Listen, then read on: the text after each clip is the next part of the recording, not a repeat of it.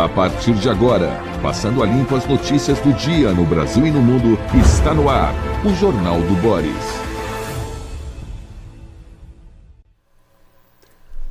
Bom dia, muito bom dia, está no ar o Jornal do Boris. O Jornal do Boris é um sobrevoo pelos principais acontecimentos do Brasil e do mundo a partir das primeiras páginas dos jornais.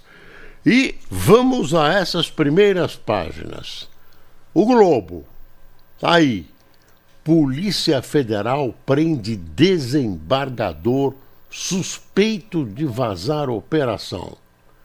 Responsável pelo caso TH Joias, Macário Júdice estava com o presidente da Alerj quando o deputado ligado ao Comando Vermelho foi avisado de que seria alvo da polícia. Só um pitaquinho. Você vê até onde já foi o Comando Vermelho. Isso é o que a gente sabe. O crime organizado está entranhado na sociedade brasileira, nas instituições brasileiras. E o presidente Lula vem falar em soberania quando temos trechos do território brasileiro, de norte a sul do país, dominados territorialmente pelo crime organizado. E o presidente insiste em falar em soberania. Isso é uma vergonha. Vamos para as outras manchetes. Estadão, governos vão acionar a agência para romper contrato com a Enel. Não pensa que isso é de um dia para outro. Tem que romper o contrato, que não é fácil. A Enel vai querer uma indenização. Tem uma discussão gigantesca. E depois, antes que a Enel nos abandone, graças a Deus, deve haver uma outra concorrência pública ou coisa parecida para a escolha de uma nova agência, de uma nova distribuidora de energia elétrica. O que eu temo nestes dias bicudos é que a Enel vá embora e venha uma pior. Não, o Brasil não está com sorte. Já imaginou a gente ficar com saudades da Enel? Já imaginou? Então tem que tomar muito cuidado, tem que fiscalizar. São concorrências públicas que envolvem bilhões de dólares e isso precisa ser muito fiscalizado, porque a tentação é grande. Precisa sempre jogar luz sobre essas concorrências de energia elétrica que envolvem interesses bilionários de multinacionais. Agora, não pensa que a Enel, se sair, vai sair rapidamente. Isso vai demorar alguns anos. Tomara que sejam poucos. Ainda vamos ter muitos e muitos apagões nas mãos da Enel. Aqui tem uma foto do presidente do Chile visitando o presidente eleito do Chile, pede intervenção contra Maduro. Ele foi visitar o presidente argentino Javier Milei. Então, deixa eu ler aqui. José Antônio Cast esteve ontem em Buenos Aires, onde encontrou com o presidente argentino Javier Milei. Após reunião, ele chamou Nicolás Maduro de narcoditador e disse que fim do regime resolveria um problema do continente. Ele está sendo recebido pelos presidentes, acho que foi o presidente da Colômbia, chamou ele de nazista, porque o pai dele foi soldado do exército nazista. Quantos milhares de alemães daquela geração foram soldados de Hitler? não dá para você responsabilizar o Casti, nem se o pai dele fosse o pior dos nazistas. Então, foi soldado, acho que nem foi oficial. Agora, ele já deu atenção a um outro presidente à direita, que é o Milei, conversaram, vão trocar as agruras, devem ter discutido as agruras. Tem um negócio que eu quero dizer rapidamente, que é o seguinte: a gente abre os jornais, não só os brasileiros, mas os jornais da América Latina, e dá uma espiada, parece que o Casti não ganhou a eleição. Infelizmente a direita vai assumir, a direita, os perigos da direita e tal. Gente, ele foi eleito pela população. Que história é essa?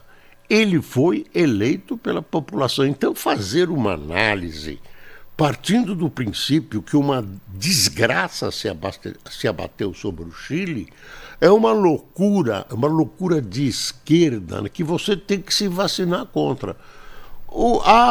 É de direita, terrível. Foi eleito, escolhido, votado em eleições não contestadas, limpíssimas. E daí?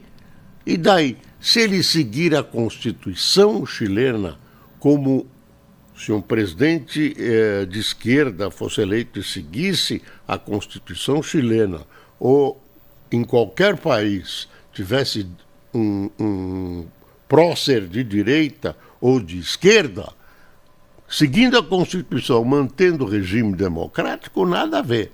Agora, por favor, ele não caiu de paraquedas em Santiago do Chile. Ele foi votado e escolhido pela população, aliás, por um número significativo de eleitores. Deixa eu pegar aqui a Folha de São Paulo.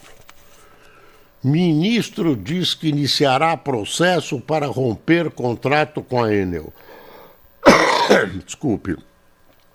Olha, em ano eleitoral essa manchete fica muito bem para quem se reuniu. Se reuniu aqui, o prefeito de São Paulo, o ministro das Minas e Energia e o governador de São Paulo.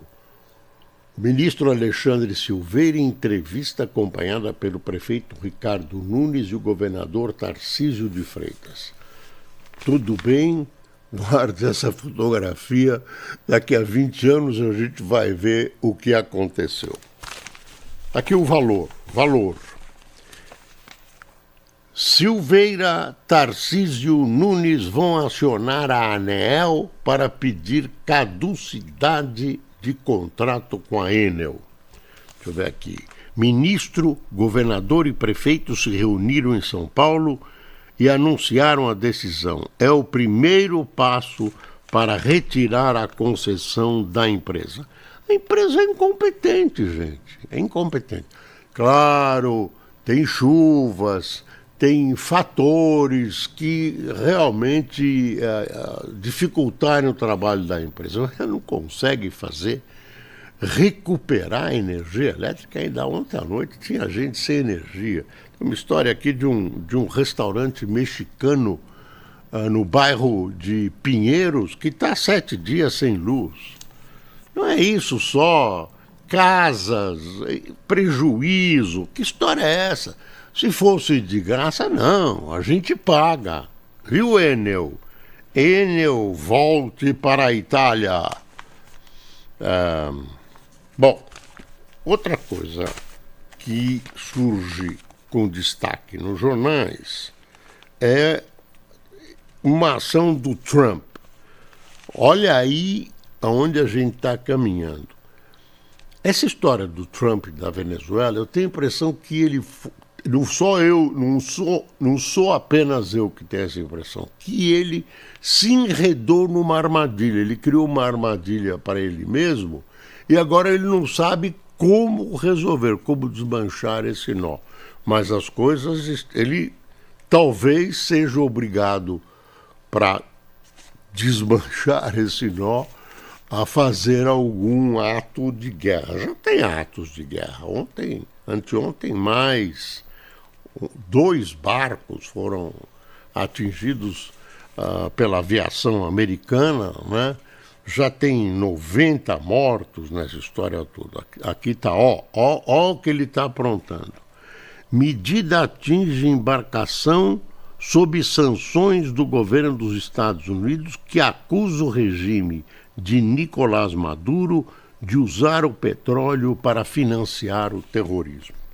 Quer dizer, ele está cercando a Venezuela, está apreendendo aos navios que transportam o único e o grande tesouro da Venezuela. Isso é um sufoco para quem ia receber o petróleo. Dizem que Cuba está dependente desse petróleo da Venezuela e também sufoca a própria Venezuela. Então, as coisas realmente estão se aproximando cada vez mais de um final ruim. Para o Brasil é ruim ter uma guerra na sua fronteira, não é nada interessante. E depois vem esses pretextos, né? Olha, o pretexto narcoterrorismo, segundo a visão americana de narcoterrorismo, existe aí no Brasil, existe na Amazônia. Amanhã o presidente Trump cisma com a Amazônia, que está lá. Tem uma parte da Venezuela que está na Amazônia. Então, e agora tem uma preocupação nova, mas está exagerada, que é os Estados Unidos fazendo um acordo ou tratado, são coisas diferentes, mas eu não sei o que chama, mas é um acerto com o Paraguai, e não é para colocar uma base. O pessoal se alarma, vão colocar uma base no Paraguai. Não vão colocar uma base, é uma aproximação muito grande das duas Forças Armadas, né? Uma presença maior, assim, o comecinho, né, de uma presença americana mais acentuada na América Latina, mas não é base, nem vai ter instalações, blá, blá, blá, blá. Eu ontem vi a distância de Trinidad e Tobago da Venezuela. Vocês sabem qual a distância? 11 quilômetros. E estão lá as tropas americanas, navio, diabo e tudo. Bom, a Ucrânia, por enquanto, parece que a Ucrânia tem uma notícia a ser confirmada, que a Ucrânia bombardeou usina importante da Rússia. Deixa eu ver aqui. Toffoli deu razão a desembargador preso em voto que provocou bate-boca no STF. Olha aqui que eu estou vendo. Aqui da Malu Gaspar. Toffoli deu razão a desembargador preso que provocou bate-boca no STF. Deixa eu ver. Toffoli deu razão. Deixa eu ver o texto da... Olha, eu estou abrindo aqui no celular. Toffoli deu razão, blá, blá, blá. Está aqui uma foto. Preso sob suspeita de vazar informações sigilosas de operações policiais, o desembargador Macaro Júdice Neto, do Tribunal Regional Federal da 2ª Região, esteve no centro do bate-boca acalorado de uma sessão da 2ª turma do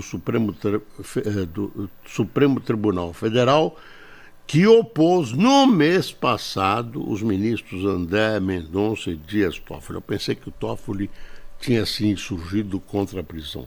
E esse juiz, Macário, tem um histórico de cabo de esquadra. Deixa eu ver aqui mais aqui. Bom, teve a pesquisa,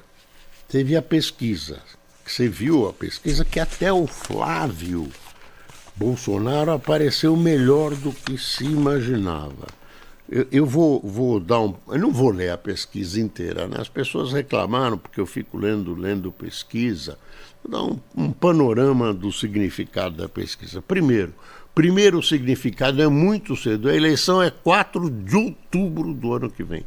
Tem muita coisa para acontecer, muita coisa. Inclusive coisas que são esquecidas. Antes de eu falar da pesquisa, cadê o roubo do INSS? Os jornais não cobrem mais. Uai, cadê a CPMI? Cadê os presos? Cadê os responsáveis? Cadê? Cadê o irmão do Lula? Não pesa nenhuma acusação, mas ele é vice-presidente de uma das entidades, né? Enfim, cadê? Onde estamos? No Brasil é assim, tem um escândalo, esquenta, se aproxima, né? Tá quente, tá chegando, tá quente, tá... Aí vem outro escândalo e se superpõe a esse. Já! Cadê? Né? Bom, deixa eu ver a pesquisa aqui. Em pesquisa Genial Quest divulgada ontem, o senador Flávio Bolsonaro, do PL do Rio de Janeiro, mostrou bom desempenho na disputa contra o presidente Luiz Inácio Lula da Silva, que mantém a liderança nos cenários do primeiro e segundo turno para as eleições de 2026. Então, nessa pesquisa, o Lula está em primeiro lugar no primeiro turno e vence o segundo turno. É a primeira vez que o nome de Flávio é testado pelo Instituto, após o anúncio da pré-candidatura com apoio do pai, o ex-presidente Jair Bolsonaro. No eventual segundo turno, Lula teria 46% e o senador do PL, né, o Flávio, 36%. Então, 46-36. Já o governador de São Paulo, Tarcísio de Freitas, perderia de Lula por 45-35, um desempenho pior que os 41-36% da pesquisa feita em novembro. Então, tem muita coisa para acontecer. Daqui a pouco eu chego, tem alguns dados interessantes dessa pesquisa, alguns que eu vou levar até você, mas é muito cedo. Vale, né? Vale. Quer ver um dado aqui, ó? Tá no Estadão. Rejeição a Flávio Bolsonaro é igual a do pai e supera a de Lula, diz pesquisa. Senador Flávio Bolsonaro tem os mesmos 60% de rejeição que o pai. Índice do presidente Lula é de 54%. Também é uma bela rejeição. Agora, se o governo dele é bom ou não, né, é negativo para 49%, positivo para 48%, a mesma coisa, não melhorou nem piorou. Está dentro da margem de erro, né? E o governo, na sua opinião, melhorou ou piorou? Aí a gente vai passando e vai comentando. Fachin não está sozinho. Sobre as personalidades que assinaram aquele manifesto que eu mostrei ontem, pedindo, implorando por uma regulamentação, né? Para que, de alguma maneira, o STF regule, assuma uma posição, tenha uma postura ética, né? Procure fazer. Fachin não está sozinho. Personalidades de diversos setores, com impecáveis credenciais democráticas, defendem em manifesto a adoção de um código de conduta pelo STF, o que mostra a extensão do mal-estar com a corte. Pô, gente, o que a gente ficou sabendo nessa semana é uma decepção única com a STF. Primeiro, o Xandão, a mulher dele, recebendo, né, uma grana gigantesca do Banco Master, só para supervisionar contratos, supervisionar processos. E o outro foi a viagem que o Toffoli fez num avião particular para ver o Palmeiras perder em Lima, né, junto com o advogado do Banco Master. Não dá para aceitar, não dá para aceitar. PF prende juiz, a gente já disse. 3 brasileiros no caminho do Oscar. O filme O Agente Secreto, o documentário Apocalipse nos Trópicos e o curta Amarela são pré-selecionados pela Academia. Olha, eu estou apostando muito nesse filme O Agente Secreto, que eu não assisti, mas que quem entende diz que é maravilhoso. Está aqui um comentário, um editorial do Estadão sobre a escolha chilena. O resultado eleitoral do Chile não foi um surto autoritário, mas um julgamento severo sobre insegurança, estagnação econômica e frustrações acumuladas desde o estallido social de 2019. Estallido social de 2019. PEC da Segurança, relatório esvazia papel da União, diz secretário do governo Lula.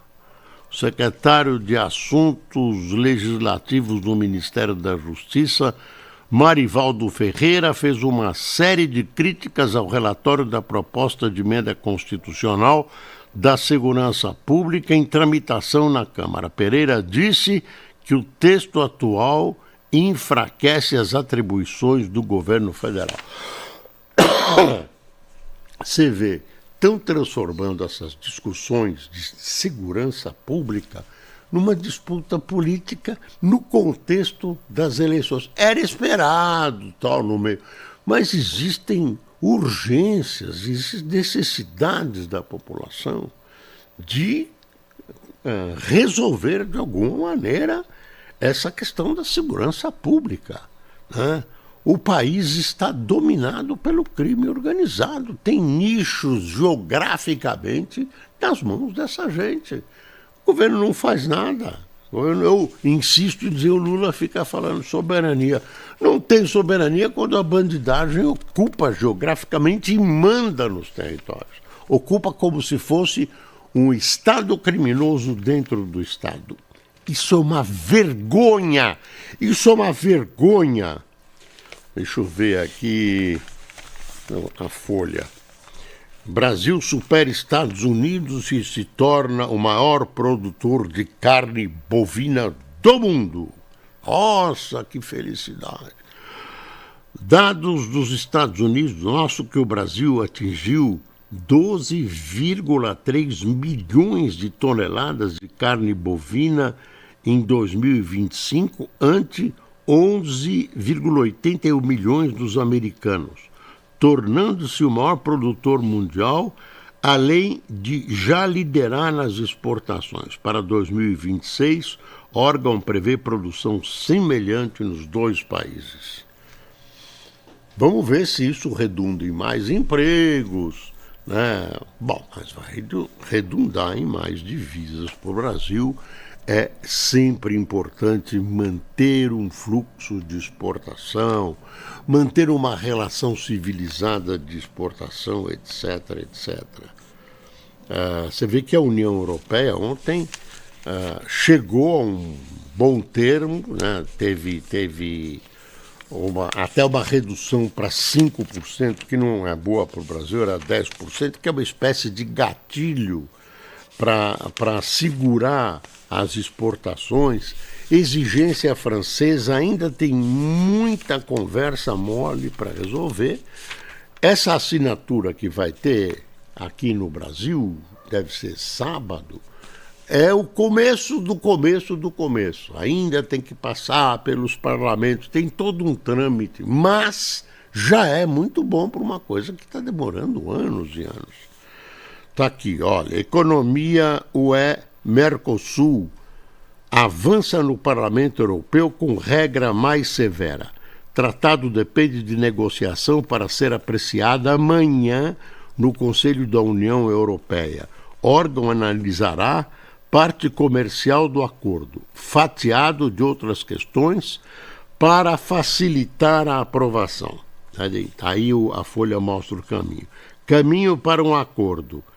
Salvaguardas. Nesta terça-feira, o Parlamento Europeu aprovou salvaguardas para amenizar a intransigência da França, principal opositora do tratado. A Casa adotou regra mais severa que a proposta formulada pela Comissão Europeia. Bruxelas lançará investigação se a flutuação nos preços das mercadorias sensíveis for maior do que 5% ante os 10% do texto inicial. A gente acabou de dizer isso para você. Triálogo. Nesta quarta-feira, a versão final será negociada por Parlamento, Conselho da UE e Comissão Europeia. Na quinta-feira, dia 18, o tratado será submetido ao Conselho Europeu, que reúne os 27 países. No sábado, dia 20, Mercosul e União Europeia assinam o acordo no Brasil. Quer dizer, não vai começar a funcionar, não vai soltar foguete, tem muito para acontecer ainda, mas rompeu, né? Rompeu um ariete, rompeu uma barreira gigantesca. Tem aqui um jogo de hoje, decisão da Copa do Brasil terá duelo entre dois últimos técnicos da seleção, Vasco e Corinthians, esta noite em São Paulo, e o Flamengo hoje disputa, vai lá para o Campeonato Mundial, né? Que horas é o jogo do Flamengo? É em Doha, no Catar, perto de Doha, né? 2 horas da tarde. 2 horas da tarde. Como é o nome do time? Você que sabe árabe? PSG. É contra o PSG. Eu pensei que era contra o time. É o PSG. O PSG, no fundo, é um time árabe, né? Pertence a um consórcio árabe lá. E o PSG francês é bom. Vamos ver se o Flamengo... Olha, eu vou torcer para o Flamengo. Aí, em São Paulo, são 2 jogos. O próximo, Vasco e Corinthians, será no Maracanã domingo, mas aí eu não falo nada. Tem uma coisa estranhíssima. Dom Odilo, cardeal de São Paulo, proibiu que o padre... Deixa eu ver aqui como é que está. Proibiu o padre de transmitir missa. É uma história estranhíssima. Quer ver? Não pode transmitir, o padre diz que vai obedecer. A arquidiocese ordena e padre Júlio se afasta das redes e para a missa online. Padre informou a decisão no domingo, reafirmou obediência à igreja, que ao ser procurada disse que não vai se manifestar. Então, ninguém sabe exatamente o porquê disso. Ele continua rezando missa e tudo, mas a transmissão pelas redes sociais, televisão, etc., está proibida pela igreja. Falando em esporte, Dembélé confirma favoritismo e vence prêmio de melhor do mundo da FIFA. Queria dar mais detalhes, não vai dar tempo da pesquisa, né? Tem detalhes, quem são os primeiros da direita e tal, mas por enquanto é Lula e é muito cedo.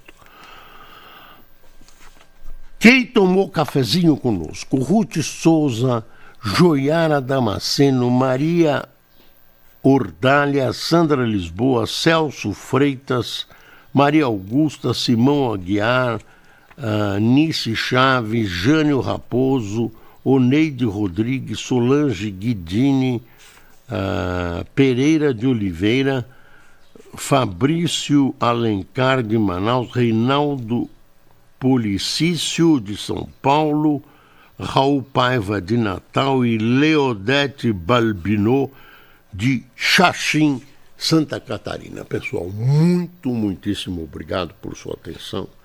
Sempre lembrando que é preciso passar o Brasil a limpo. Bom dia.